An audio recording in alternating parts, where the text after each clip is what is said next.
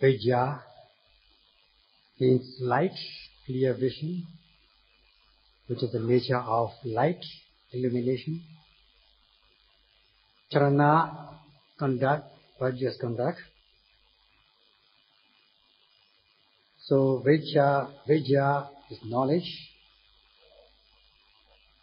It is not the kind of knowledge that you gain by thinking or reasoning, or from what the books say, or from what the teachers say, or by own intellectual reasoning. Instead, it is the knowing of the realities by one's own experience, seeing the truth,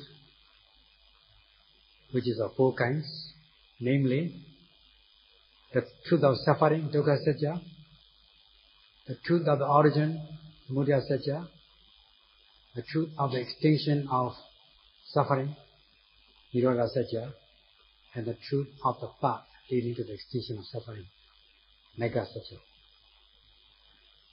So out of these four truths, the latter two are just to be known theoretically, and as for the first two ones, they are the practical aspects, they are to be practiced. Dukkha satya, as for dukkha satya, the truth of suffering, the whole body is the truth of suffering. They are conditioned mind, body, materiality, mentality. These are dukkha satya.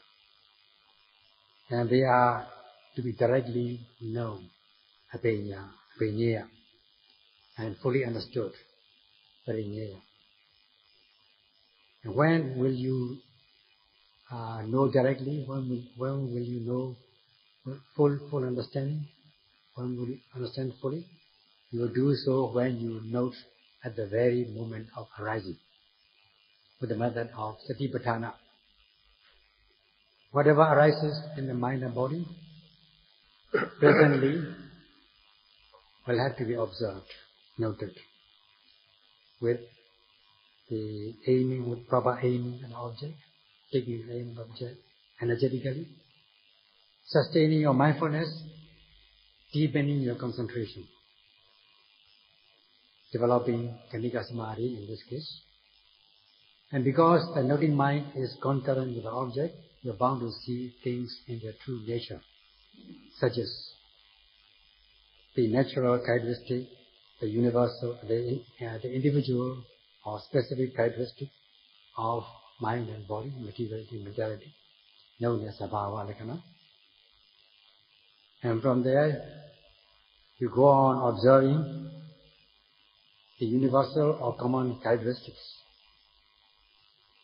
such as the nature of arising and passing away, the nature of impermanence of mind and body.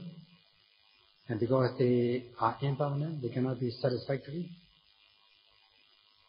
And what is impermanent and unsatisfactory cannot be self or soul. They arise at their will, not at your will. In this way, you come to observe a variety of characteristics. This characteristic is concerned with all objects of mind and body. Hence it is known as Samanya Lakkhana, universal or common characteristic. Then as you go on noting, you come to know and know until you reach the maturity of the practice, at the peak of the practice.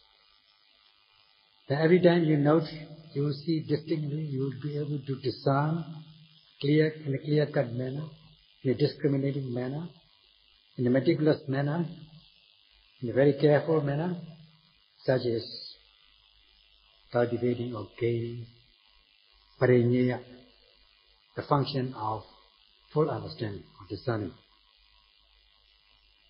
This kind of full understanding or discerning is not gained from what the books say or what the teachers say.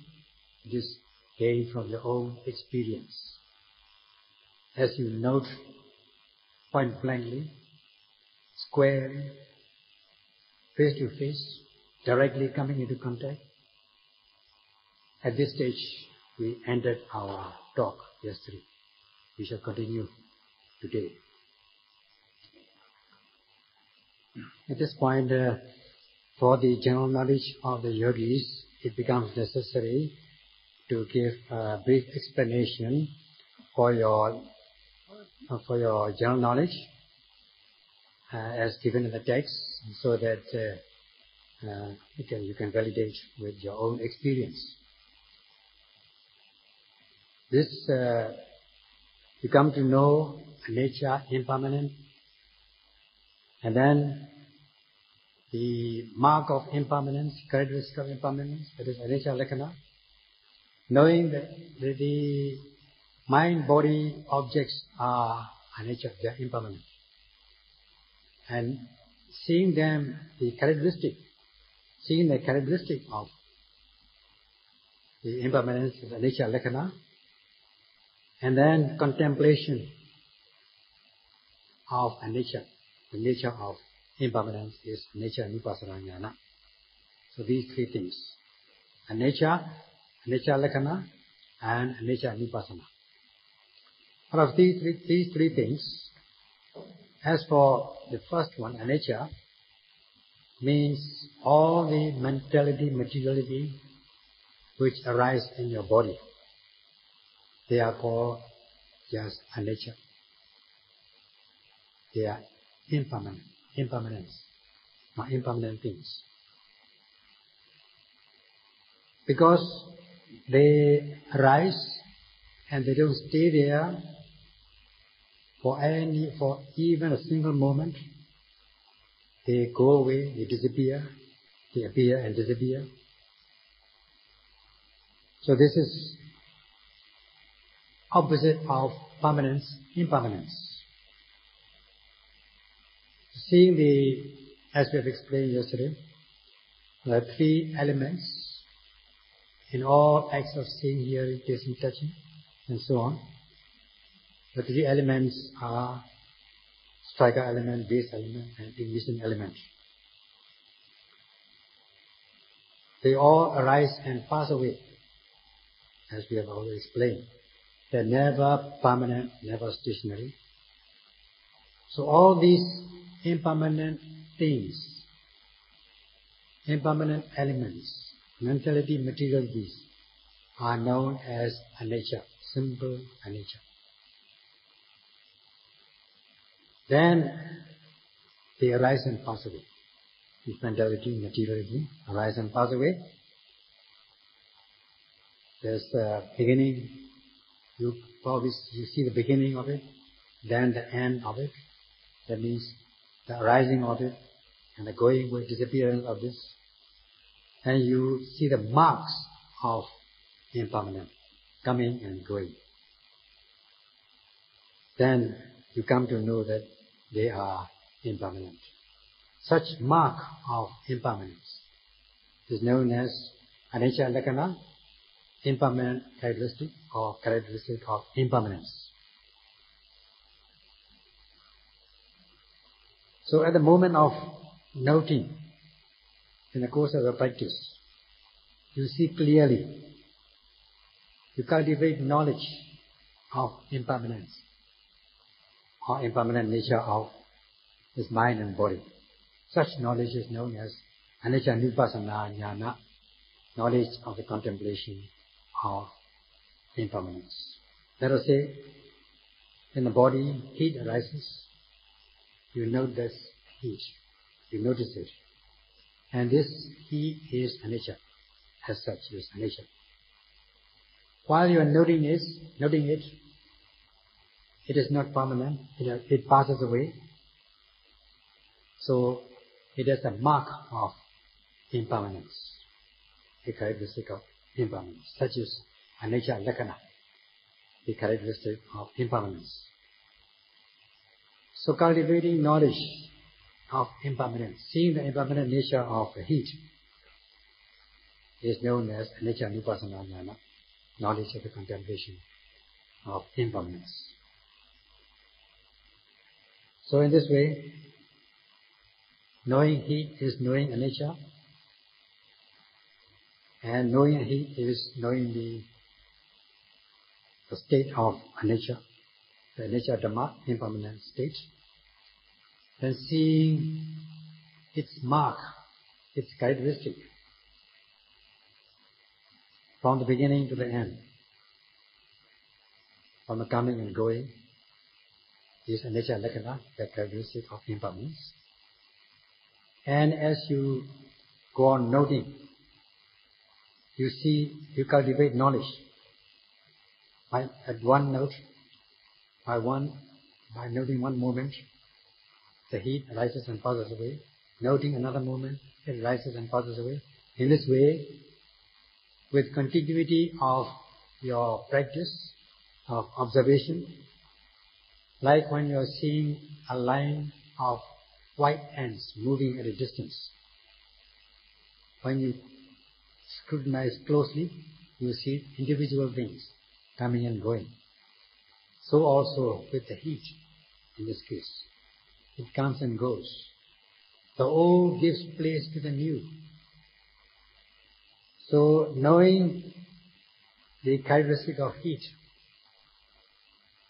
is knowing the individual or universal, individual or specific characteristic. The specific characteristic is heat. It is a characteristic of hotness. So you know the heat. Knowing the heat is knowing Sabhava lakkhana, the individual characteristic. And seeing its impermanent nature, the characteristic, the nature of impermanence, is knowing the Samanya lakkhana, the characteristic, the common or universal characteristics. So you can recognize others in the same way.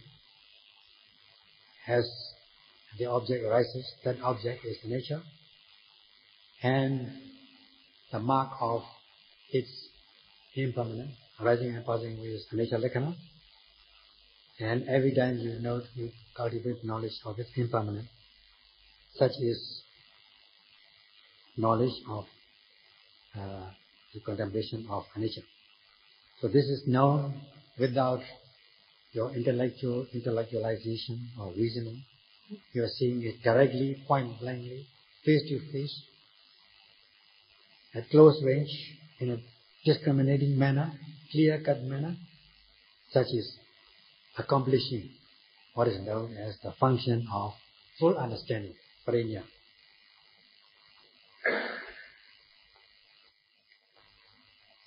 As your noting mind is concurrent with the object of attention, you are bound to see the two characteristics, the individual characteristic, Sabhava lakkhana, and common characteristic, Samanya lakkhana, every time you observe the object. Such is penetrating the realities. The meaning of prajna, full understanding, becomes very obvious, very apparent at this stage. You are seeing in a clear-cut manner. This is aloka, light, like light. You are able to see, when light comes, darkness goes, so also you see clearly. When you see clearly, there will be no ignorance. In the text are given this Pativeda lakkhana, the characteristic of penetration of the realities by way of its individual characteristic and common characteristic, Samanya lakkhana, Sabhava lakkhana, and Samanya lakkhana. This is the penetrating knowledge, Pativeda lakkhana, jnana. When once you are able to penetrate the realities, light appears. It becomes illuminated. The mind is illuminated, because you are penetrating the true nature of objects. Just like when you see things clearly without any hindrance in between. All these, the nature of these objects become very obvious, such as prajna, full understanding. Once you see these characteristics, the individual and common characteristic become very clear-cut. There will be no delusion, lack of clarity, because you know things clearly. There's no moha, no delusion. Such is asamoha pachipatana, the manifestation of non-delusion, because you see things clearly. And the proximate cause of this knowledge is concentration. As you sustain your mindfulness, your loving mind falls calm and collected on the object of attention. There's serenity,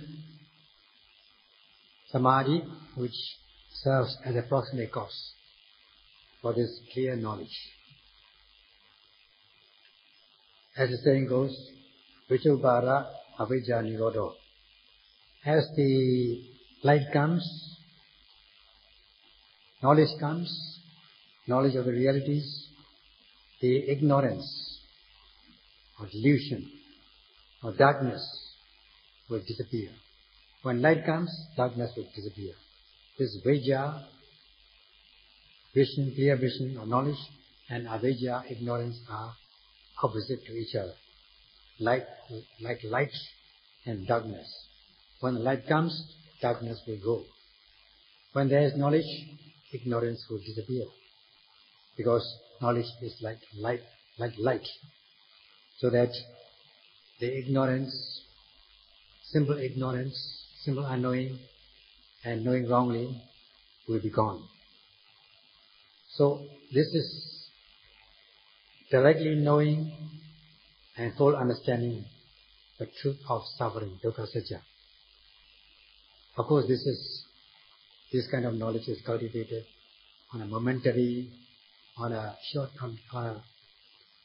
time basis, or momentarily, on a part-time basis. But you have to accumulate this kind of knowledge so that it becomes multiplied. That is what you have to do. In order to reach that stage, again you have to apply mental powers, such as this focusing, power of focusing, aiming, make a practice of it. This is samasankappa, right aim, right focusing, in order to be able to sustain your mindfulness, to connect your mindfulness on an object, sustain mindfulness. So in order to sustain your mindfulness, to connect with the object, you need a driving force, so as to drive your loving mind towards the object. If you drive, if you push, it will reach. If you pull, it will withdraw. So you have to use this driving force, pushing, the power of pushing, and with the power of aiming. As you take an aim, the loving mind will be concurrent with the object. And if you use the driving force, the Vijja, energy, the loving mind will be connected with the object. So that mindfulness will be sustained and connected. You take the aim so that the loving mind will not overshoot the object, overshoot towards or deviate towards wrong thoughts, nature of vitakkas, thoughts of sense of pleasures and so on. The mobilization of energy, driving force, is to block or close, to prevent, block the path to akusala, unwholesomeness, and these negative elements, kilesas. Instead, it will open the way to wholesomeness, positive mental states. In this way, these affective emotions are not accepted. They are said to be abandoned by not accepting them. With mindfulness, your mind is protected, which is a manifestation of sati. When your mind is protected, you are bound to be secure. And if you are secure, you'll be free from bondage of affective emotions. There will be no agitation also. Because your mind is concentrated. you're bound to see the things in their true nature.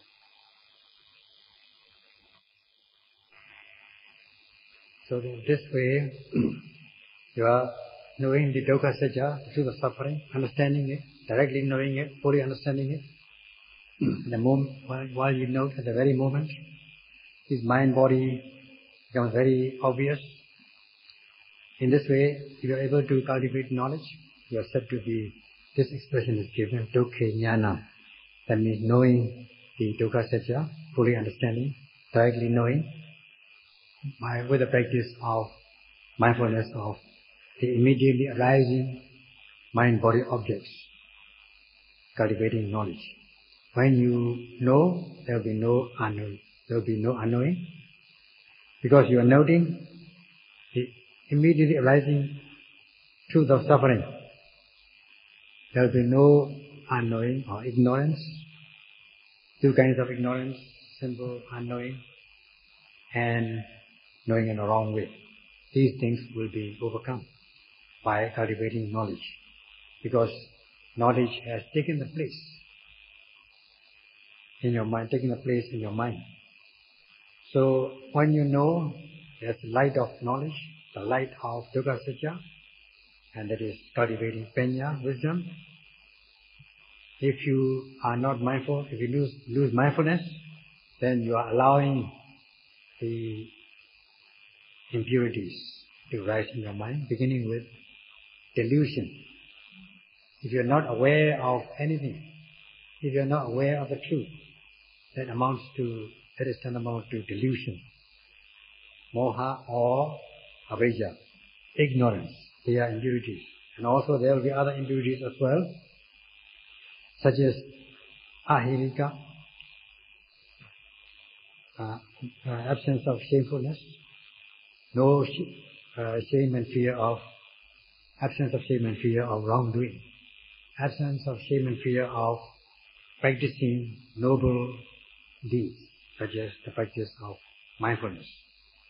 And there will be, because you are not noting properly, you are either overshooting the object or not connecting with the object, there's bound to be another impurity known as uddhacca, restlessness. You become restless, your mind will be going elsewhere, there will be agitation. All these unwholesomeness will enter your stream of consciousness as you miss mindfulness. So that the saying is, being unmindfulness allows kilesas, and mindfulness overcomes them. So, by knowing the dukkha satya, you are cultivating knowledge. Otherwise, if you are not cultivating knowledge, if you are not being mindful, for 1 minute, the rate of 6 seconds, and 1 second per unknowing or missing mindfulness, you'll be missing 60 times. You'll be losing mindfulness 60 times. And if you are resting or forgetting, negligent for 1 hour, you are missing 300 times. This is quite significant. Just like when there is no, if you are not able to purify your mind with the practice of mindfulness, your weed of life will grow in you. In this way, these presently arising truth of suffering, psychophysical phenomena, in terms of the two characteristics, the individual and common characteristics, fully understanding, directly knowing, you come to know the true nature of mind and body. Just imagine at that moment, can there be any attachment or craving or lust?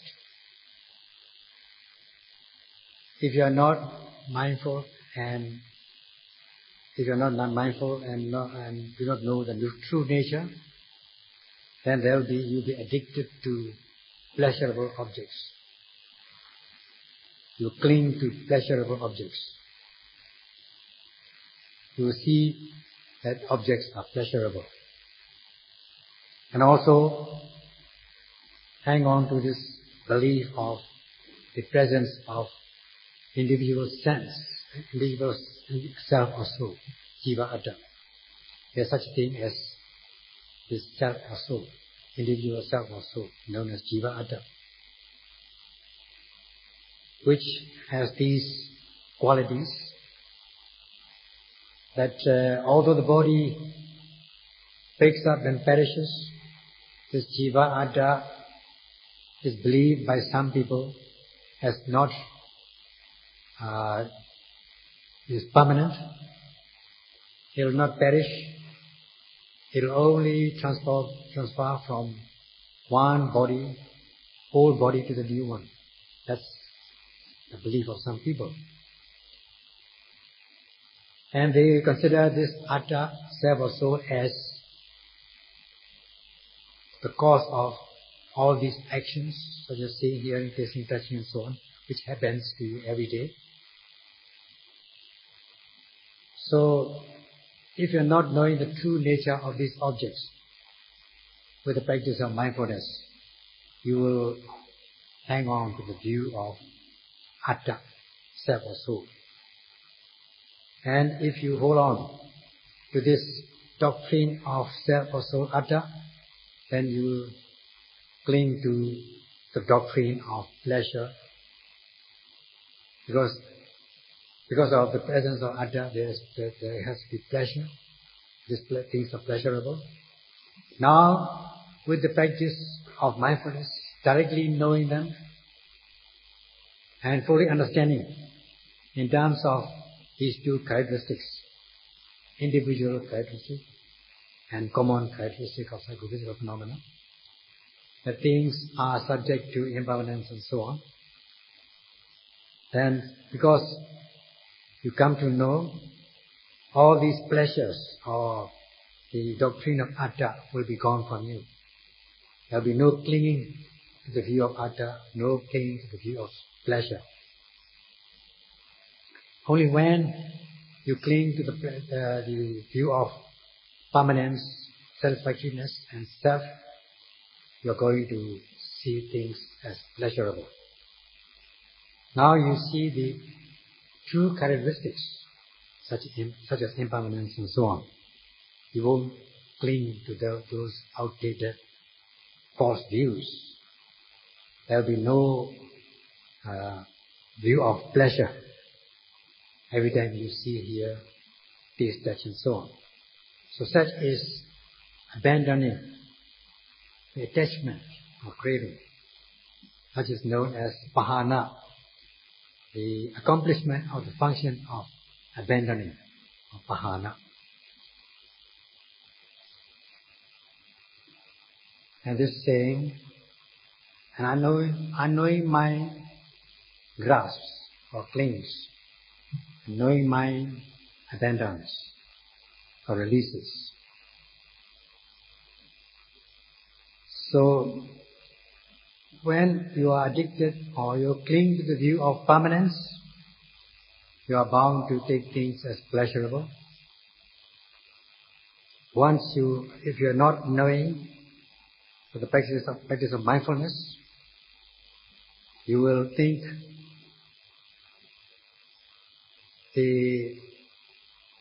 you will not be able to understand what is impermanence as impermanent,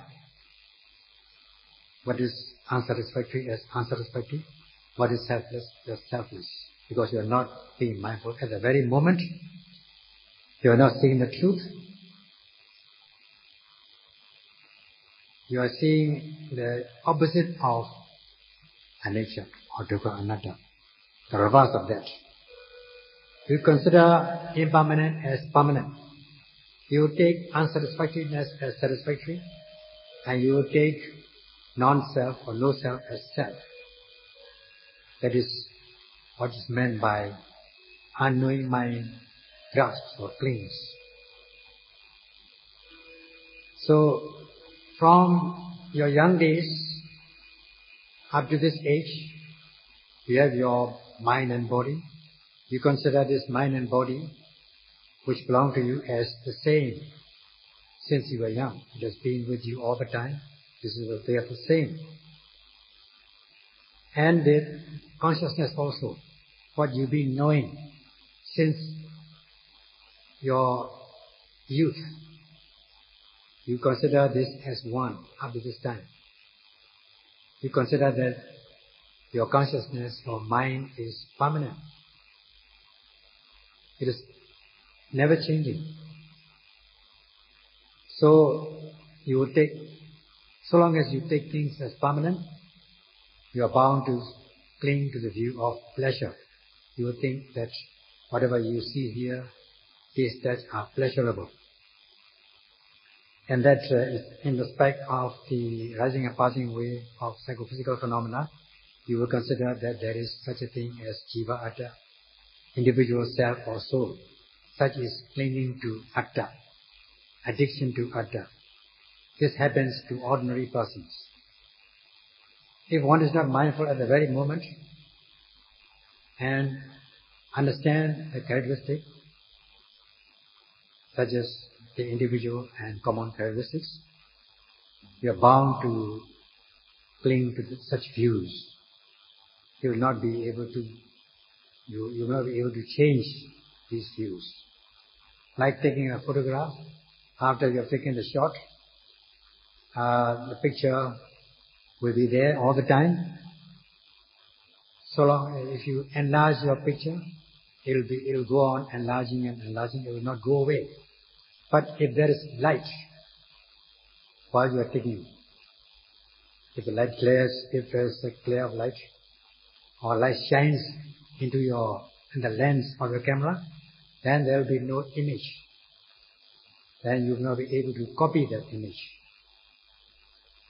because there is no image, because of the light. So if you are able to see light, in this case, know the nature of mind and body, which are subject to suffering, dukkha satya, at the very moment, then you will be free of this view of permanence. You become clear. Thus, you will be free from attachments, tanha, because you are seeing clearly. Because of the clarity of knowledge, you become void of this craving. And such thing is mahadava, the things to be abandoned. Tanha is something to be abandoned, or abandonable state, known as mahadava.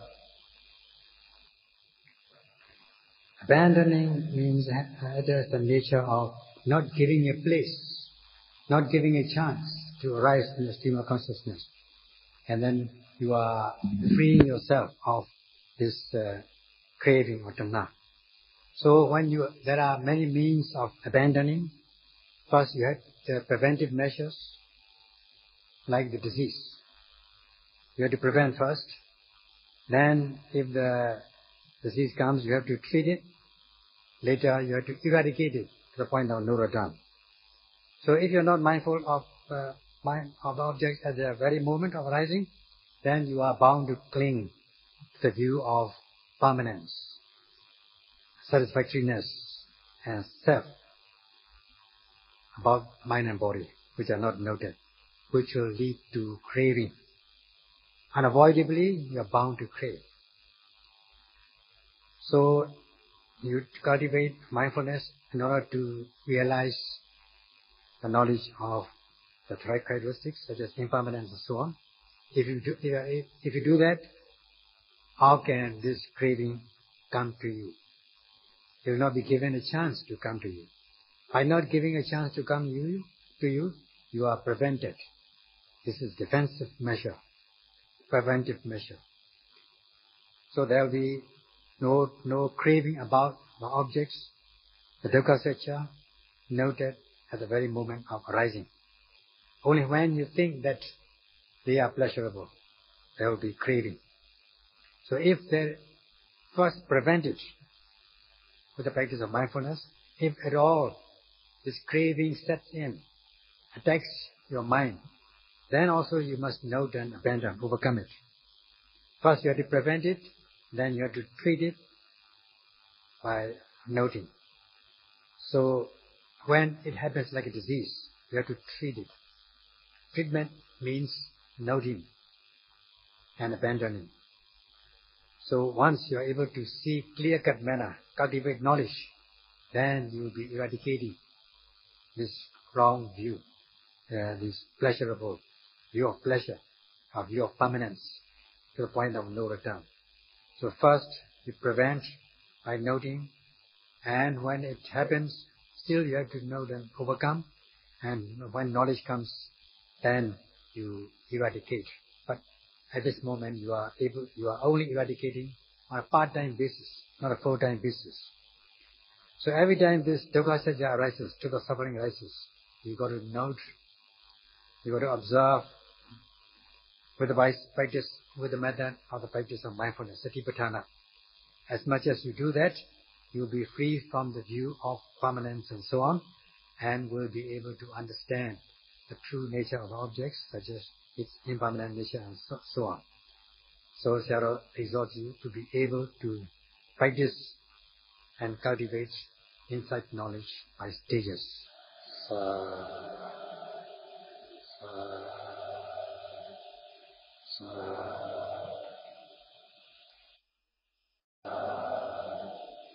Sa